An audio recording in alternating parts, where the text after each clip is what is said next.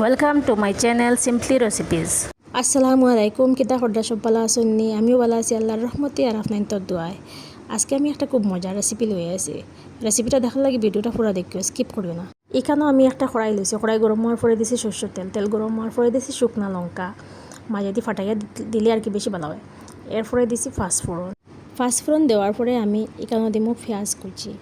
আমি একটা বড় পেঁয়াজ গ্রেটার দিয়ে গ্রেট করে লেছি। পেঁয়াজটারে একটু হালকা বাদামি করিয়া ভাজবো। পেঁয়াজ যখন ভাজা হয়ে যাব এর মধ্যে আমি দিব আদা রসুনের পেস্ট। আদা রসুনের পেস্ট দিয়া আরও কিছুক্ষণ ভাজবো, মানে হালকা ভাজা লাগবো, গন্ধটা যাওয়ার লাগে, মশলার গন্ধটা যাওয়া খুবই জরুরি। এরপরে এখানে অ্যাড করবো কাঁচামরিচ। কাঁচামরিচ অ্যাড করার পরে করে যেটা যেটা বেসিক মশলা আছে ওটা নামিয়ে দিব। তো হইলেই আমি আজকে কিতা রান্ধিছিলাম, আমি রান্ধিছি খোলার থুর। থুর তো সিনফাইতরা সবে আমরা সিলেটি ভাষায় তো থুর কই, সে কই এটা খোলার মোচা। আর আপনারা কে কী নামে এটারে ডাকো অবশ্যই কমেন্ট করিয়া কইবাই। আমরা কিন্তু থুর কইমু, সারা জীবন থেকে হইয়া আইছি আর হইয়া যাইমু।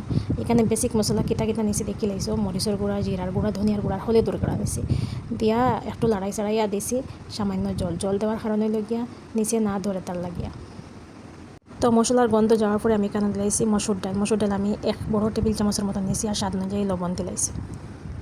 আর নিছি 1 কাপের মতন চানার ডাল। চানার ডাল আমি কিন্তু আগের থেকে সিদ্ধ করে লাইছি। এরপরে স্বাদ অনুযায়ী লবণ দিব, দিয়া কিছুক্ষণ আমি মশলার লগে আর কি ডাইল ওটা বালা করে মিক্স করে লাইম।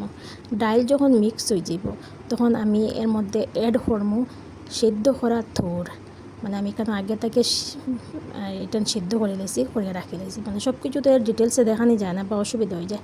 এরপরে থুর ওটা ডাইলের লগে বালা করে মিশাই লিম। মেশানির পরে আমি এখানে 1/2 কাপের মতন আর কি পানি দিছি। পানি দিয়ে আরও কিছুক্ষণ এটা রান্না করবো, মানে বেশি সময় না, ধরিলাও আর কি 7-8 মিনিট এটা রান্না করবো। যদি মনে করো পানি আরও দিতে লাগে তো অবশ্যই দিবাই। আর পানির পরিমাণ নিজের উপরে ডিপেন্ড করে দিবা। বেশি জুল খাইলে জুল দিতে পারবা, একদম শুকনা চটচড়া করে রান্না করলেও করতে পারবা। আমার মতন থুর রান্না করিয়া খেয়ে খেয়ে খাও অবশ্যই কমেন্ট করিয়া জানাইবা। আর অন্যভাবে যদি থুর রান্না করিয়া খাও এটাও আমার লগে শেয়ার করবা, আমি অবশ্যই বানাইমু, আপনার তোরা দেখাইমু বানাইয়া।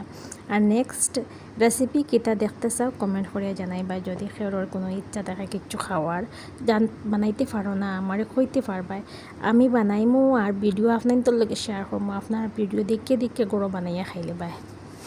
সো এখানে আমার রান্না হয়ে গেছে। আমি আর সামান্য জল দিছি, মানে একটু লাগাই জল রাখছি আমি, কারণ আমার মা বেশি শুকনো খাইতে পারেন না। তো আমি একটু জল দিছি, জল দিয়ে কিছুক্ষণ এটারে ফাঁক করবো। ফাঁক করার পরে আমি উপর থেকে নাগারদোলার পাতা দিলাম, কারণ আমরা তো সিলেটি মানুষ, আমরা এটা নাগারদোলার পাতা কই, এটার বিলেতি ধনিয়া পাতা কই, বাট আমরা সিলেটি, আমরা কই নাগারদোলার পাতা। আর একটা কথা কই, এই রেসিপিটার লগে কিন্তু ধনিয়া পাতা মজা লাগে না, নাগারদোলার পাতা দিলে বেশি মজা হয়।